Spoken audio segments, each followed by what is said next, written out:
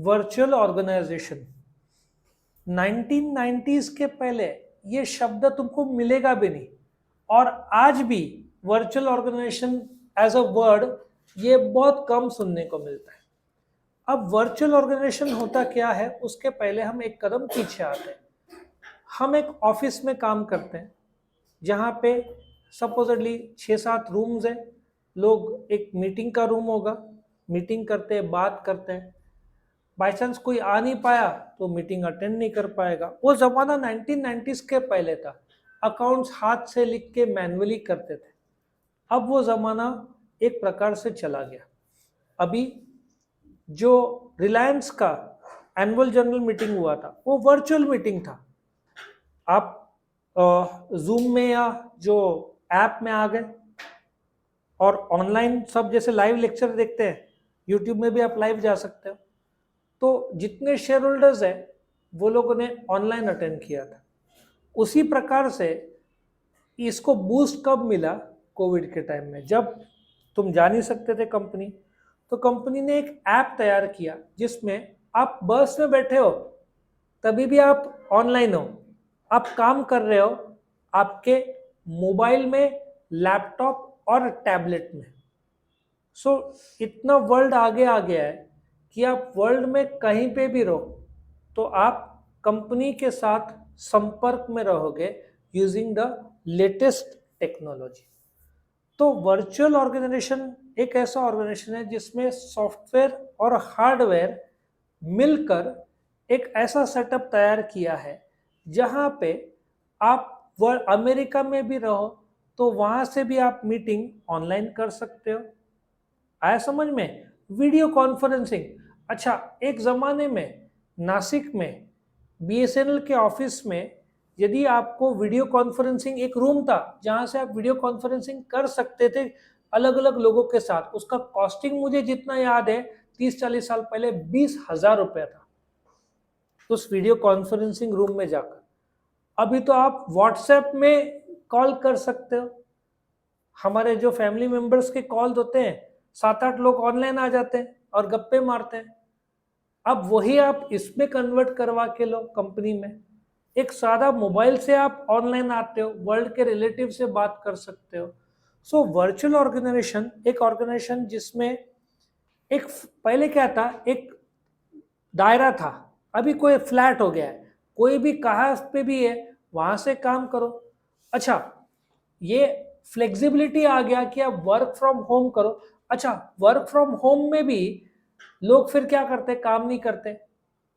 तो एक कंपनी ने एक एम्प्लॉय को हकाल दिया, उसने क्या किया, उस कंपनी को बताया नहीं कि वो एक साथ 2 कंपनी में जॉब कर रहा है।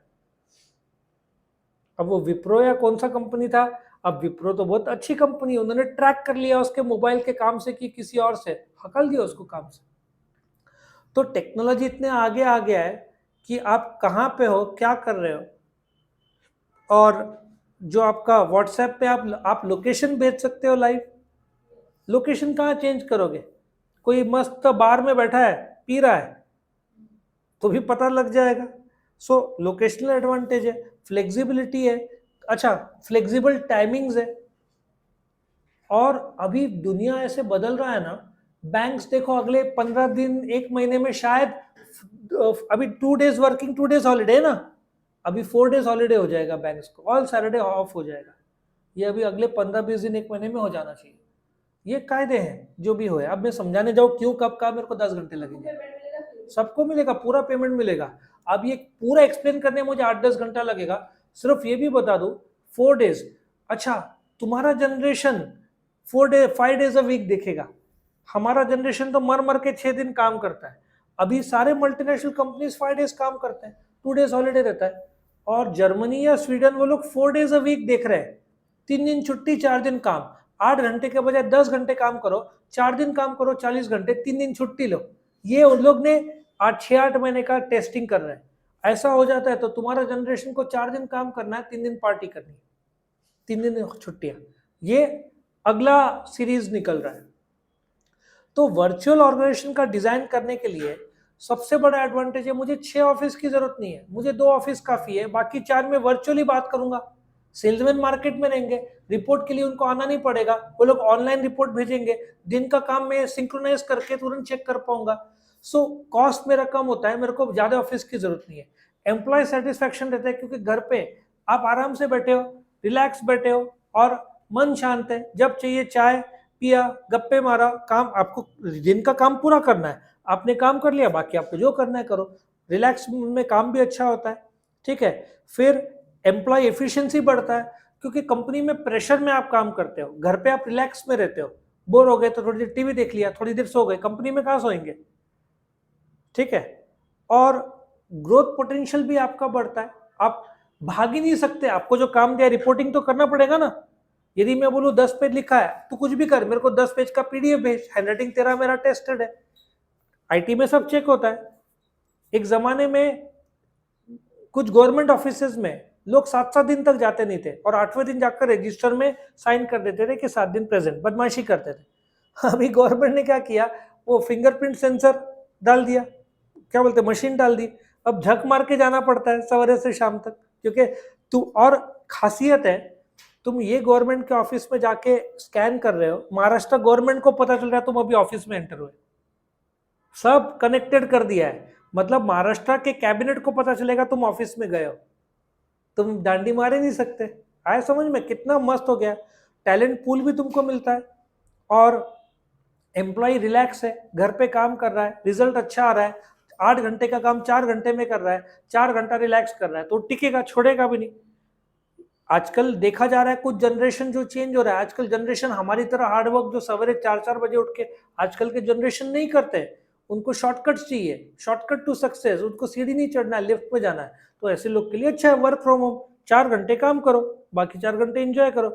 हमारा जनरेशन था जिन्होंने 16-20 घंटा तो हमारे लिए नॉर्मल था पढ़ाई, 4 घंटा ही हम सोते थे, अब जब हम फुल फ्लेजेड पढ़ाई करते थे एमबीए के टाइम में, क्योंकि हम 2-3 कोर्स, अभी 20 घंटा लोग इंजॉय करते हैं, 4 घंटे में आधा घंटा पढ़ाई करते हैं, और कुछ लोग तो एग्जाम के एक दिन पहले पढ़ाई करते हैं, हमारा एग्जाम के एक दिन पहले रिवीजन होता था, आज पढ़ाई शुरू करते हैं और 2 दिन पहले बुक खरीदते हैं।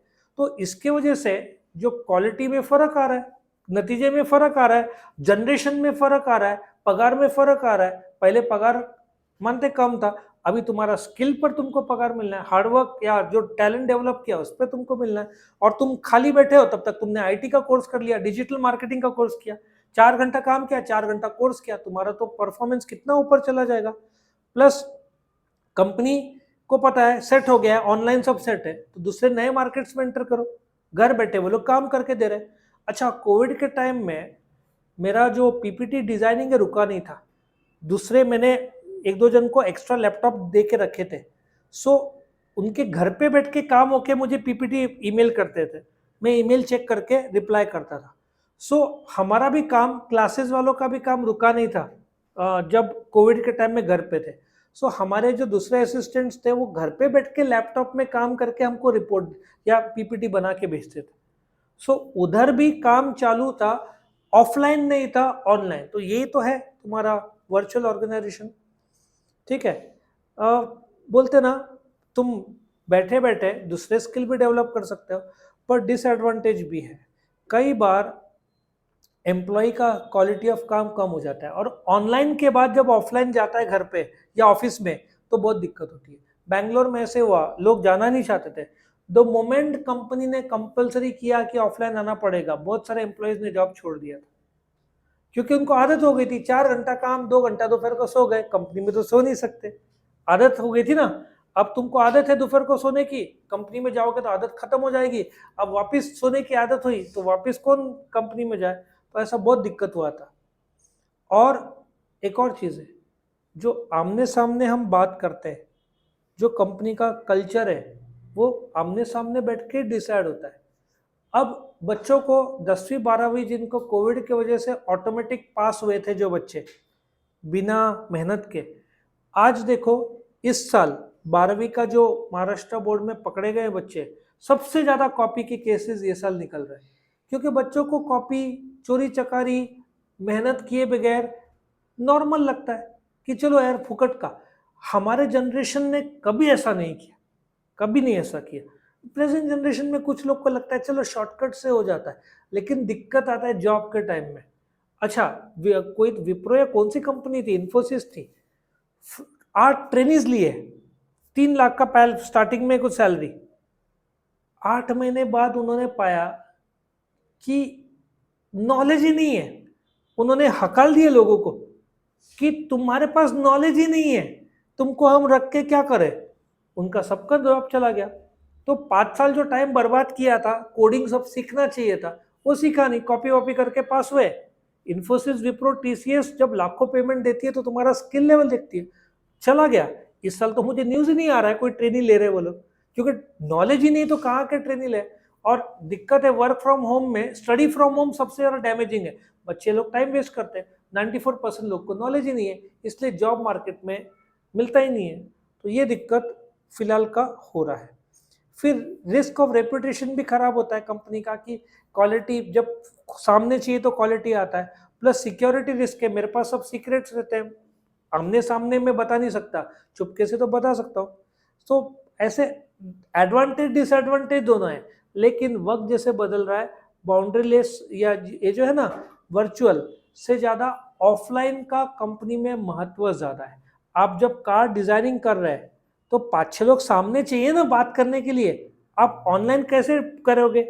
जिसमें फिजिकल प्रोडक्ट रहा तो इतना आसान नहीं रहता। हाँ, सॉफ्टवेयर रहा तो एक हद तक चल सकता है, लेकिन जब टेंजिबल प्रोडक्ट रहता है तो बाउंड्री वर्चुअल जो ऑर्गेनाइजेशन है वो इतना काम नहीं करता फिर वो। और अभी ज़माना वर्क फ्रॉम होम से ज़्यादा वर्क फ्रॉम ऑफिस की तरफ बढ़ रहा है। वर्क फ्रॉम होम बहुत कंपनीज ने बंद कर दिया है, और कुछ लोगों ने वर्क फ्रॉम होम जब था कोविड के टाइम में, कुछ लोग गोवा चले गए थे, गोवा में भाड़े से बंगलो ले लिया, ठीक है, और पगार इतना अच्छा है कि महीने का रेंट 25-30 हजार, पगार 2 लाख, बस गोवा में उन कुछ लोगों ने 2 साल बिताए थे, और वर्क फ्रॉम होम गोवा से किया था कुछ लोगों ने। तो ये था वर्चुअल ऑर्गेनाइजेशन के बारे में।